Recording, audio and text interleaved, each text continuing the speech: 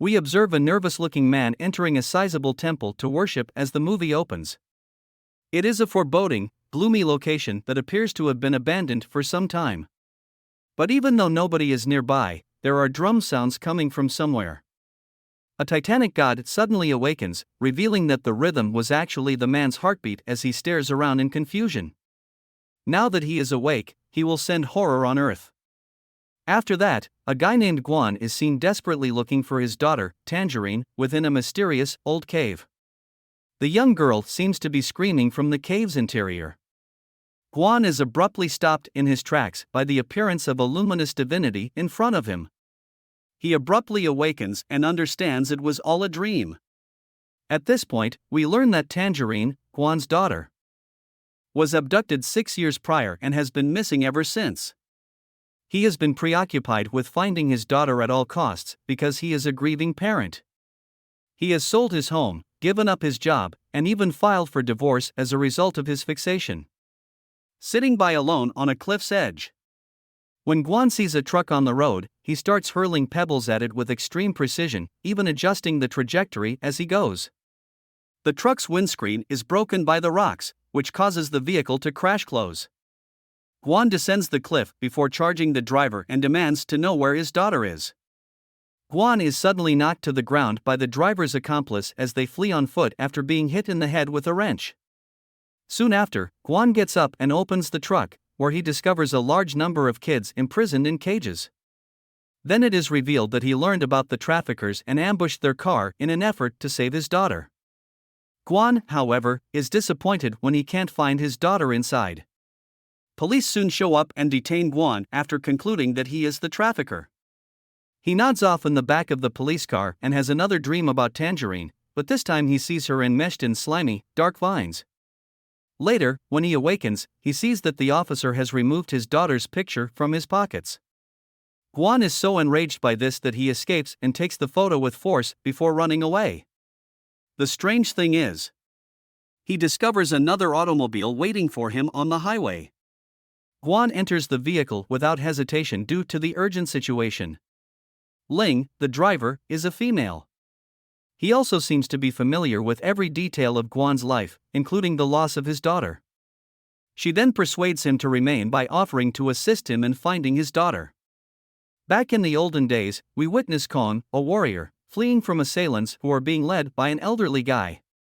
Kong soon finds himself encircled on a cliff's edge, but just as things are about to become really tense, his sister arrives to save the day. She stands up for Kong and tells him to head west before shoving him off the cliff for his own protection. The other goons are then defeated by her on her own.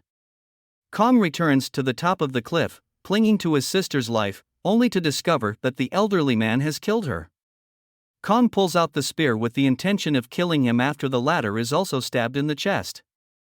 Kong is warned by the elderly man that if he murders him, he will never be able to escape Lord Redmayne. Kong nevertheless ends the old man's life and exacts revenge on his sister. When the turmoil finally comes to an end, Kong is devastated and weary of evading his attackers. Hence, he makes the decision to kill Lord Redmayne, his greatest foe, when he returns to the city. Then suddenly, the armor of the elderly guy begins to move. It attaches itself to Kong right away since it needs a new host. The armor, it turns out, has its own will, and it desires to take part in Kong's effort to assassinate Lord Redmayne. When it has completely assimilated into his body, Kong's chest develops an eyeball as a warning.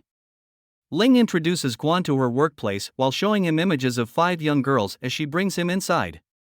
She inquires as to whether he recognizes his daughter, but regrettably, since he hasn't seen her in a very long time, Guan is unable to do so. Ling continues by saying that they may perform a DNA test to determine which one is his daughter, but Guan will need to work for the business in return. Ling says that they are aware of his ability to control missiles and want him to use it to murder Kong, a novelist. Then she demonstrates and describes Kong's daily live streaming, in which he reads stories that he has authored. The strange thing is that every time Lord Redmayne, one of the novel's protagonists, is injured in the plot, Li Mu, the CEO of Ling's company, is injured in real life. The business has attempted every legal maneuver to make In vain, Kong tried to stop composing the story.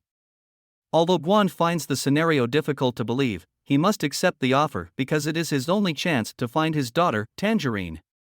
The following day, Guan goes to the little hamlet where Kong resides and gets a brand new haircut. While en route, he learns that the topics he regularly dreams about are connected to Kong's stories that he is currently listening to in his audiobook. Guan spends the entire day stalking Kong, looking for the right opportunity to murder him. Eventually, Guan finds himself inside a library. However, since only Kong and himself are present at the library, he is unable to blend in. When the writer suddenly approaches Guan and inquires as to why he has been following him all day, the latter reacts by feigning interest in the writer's books. Kong is thrilled to hear this and bombards Guan with inquiries. However, before our protagonist can respond to them, he receives a call from Ling, which forces him to walk to the side and answer it. She instructs him to execute the target right away and not speak to the target. Guan, however, disregards her advice and keeps pursuing Kong outside. Resuming their talk, the two almost get hit by a vehicle owned by Ling's business. Guan runs away from the. He unintentionally leaves his dream journal in the scene. When Kong reads it, he gets an idea for a fresh storyline for his most current book right away. The narrative then jumps back to the city where a festival is being celebrated when Kong visits there. A huge statue of Lord Redmayne marks the ceremony's location and makes it clear who is being honored. Kong is perplexed by the sheer number of people when, all of a sudden, the statue raises an arm towards a nearby town, and everyone rushes there brandishing weapons. Kong asks the living armor why so many villages have been destroyed, and the armor replies that Lord Redmayne is to blame since he has been instigating war by coercing all of his supporters. The surrounding villages likewise prepare for battle by arming themselves, but their efforts are in vain as 3 enormous fire dragons descend from the sky and pour flammable liquid all over their settlement. Following that, the ground forces fire arrows into the settlement, which causes the entire base to catch fire and causes them to lose the war. A war horn is heard as the sun rises, prompting several knights in crimson red to ride up on horses after the settlement is seen to be in ruins. Kong observes the flag as well and concludes that the knights are Redmayne's followers. While the knights establish a curfew, the remaining villagers tremble in fear. Back in the real world, Guan wakes up in a hotel room and discovers Ling sitting next to him. She penalizes him for his mental incapacitation because he failed to follow instructions. Kong soon shows up in front of the hotel and returns Guan's journal. He expresses gratitude to him for providing the motivation he needed to finish his manuscript. In the following scene, Guan leads Kong on a stroll with the goal of luring him to a safe location so that he can complete the task. As they move to an empty field, Kong discusses his background in storytelling and writing. Then it is revealed that he began writing exactly 6 years earlier. Oddly, this occurred around the same time that Guan lost his daughter Tangerine. Kong then notices a lovely song out in the distance and makes some notes so he can add to the narrative. Kong encounters a young girl in the made-up world who is trying to resuscitate her dead sibling. She eventually makes herself known as Tangerine. He comforts her out of sympathy before burying the boy. The two begin conversing. Tangerine informs that anyone who leaves their house after dusk will be targeted for death by the Crimson Knights. She then begins to play the flute, imitating the melody that novelist Kong had heard in the real world. As it is already sunset, this sound draws the notice of a knight, who hunts them down. In order to give the girl a chance to flee while he delays the knight, Kong ultimately chooses to switch the female with a decoy. The knight eventually catches up with him and is duped by the ruse after some time.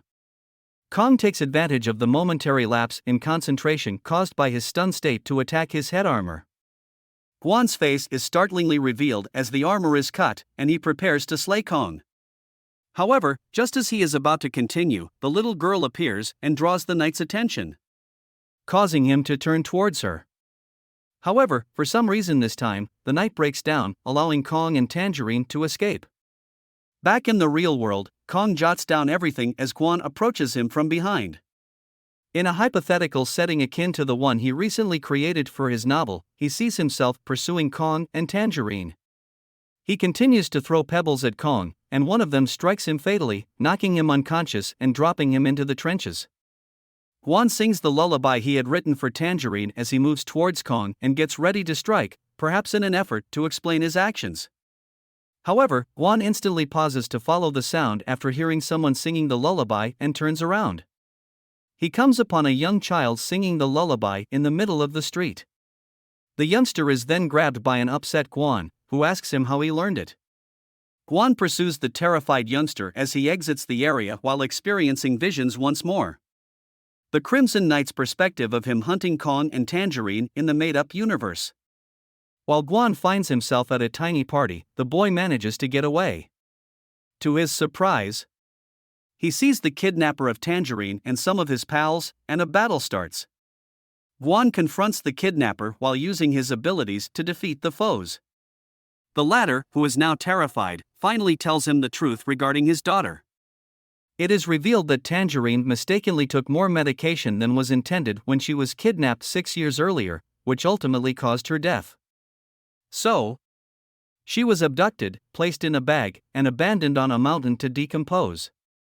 Guan tries to strangle the goon to death because he is so distraught and in pain, but Ling intervenes just in time to stop him. He is then knocked out, and she drives off with him in her car. Guan starts outlining what the abductor stated about Tangerine as soon as he awakens. Through an earphone, Limu communicates with Ling and gives her instructions on how to persuade Guan that his daughter is still alive. She then informs Guan that the kidnapper is being taken to jail by the police, where he will face just punishment. After killing Kong, Guan begs her to let him have the kidnapper before heading out to consider his next course of action. Soon after, Limu meets Ling and chastises her for feeling sorry for Guan and failing to persuade him totally. The kidnapper is correct. He then says, but they need to use Guan's murdered daughter as leverage in order to get their way. In the made-up universe, Kong and Tangerine visit the city after escaping the Knight's fury only to see the terrible suffering caused by the conflict. When the two get at Tangerine's house, they discover that her parents had passed already previously as a result of breaking the curfew. As they speak, a group of Redmayne supporters interrupts them and searches Tangerine's house before turning their attention to the two with the intention of killing them. Kong moves quickly to defend the young girl from the assailants, which Kong's live armor finds intriguing. Unaware that he was previously attacked by the same person, Kong encounters Guan on the rooftop of a building in the present. As Kong recounts his book, Guan learns that Kong used him as the Crimson Knight, matching the knight's head damage sustained while battling the kidnappers with Guan's own.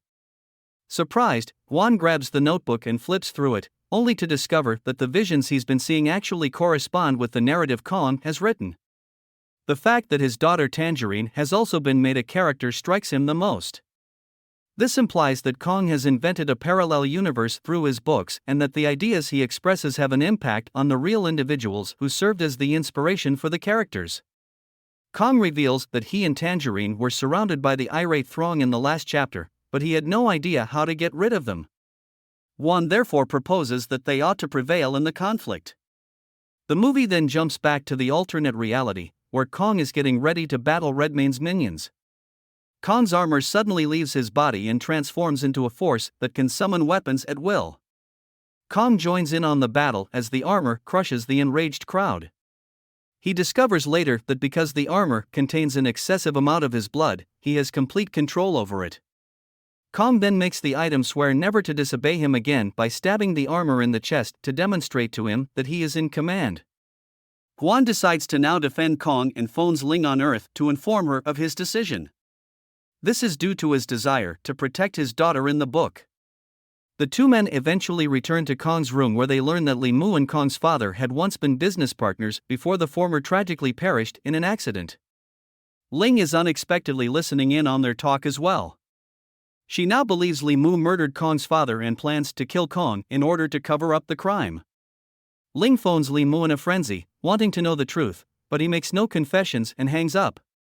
As a worn-out Ling makes her way back to her vehicle, Li Mu's goons electrocute her and place her in the rear. Guan and Kong move to the library, where Kong continues to compose his tale while Guan gets ready for any approaching enemy forces. When Kong and Tangerine arrive at Redmayne's palace in the alternate reality, they discover a large number of motionless Crimson Knights seated on the floor. Kong then discovers that the knights are only active during the day and that Redmayne instituted the curfew rule to prevent the general population from being aware of this. Guan fights with Li Mu's thugs when they arrive to the library at the same moment. He utilizes his abilities to protect himself, but the attacker throws water on him and attacks with electricity, causing Guan to run and hide in a corner. Later, Guan devises a strategy and kills the assailant with a rubber glove. Although the goon possesses superhuman strength, he can hardly defeat him when he confronts him. Fortunately, Ling awakens and escapes the vehicle, getting there just in time to stop the attacker from killing Guan. The final man is then killed by the two in cooperation. Tangerine and Kong eventually make it to a room in the alternate reality where they encounter Lord Redmayne, who turns out to be a huge, four-armed monster. Then it is made clear that Kong is actually the child of Redmayne's brother, whom he had long before killed.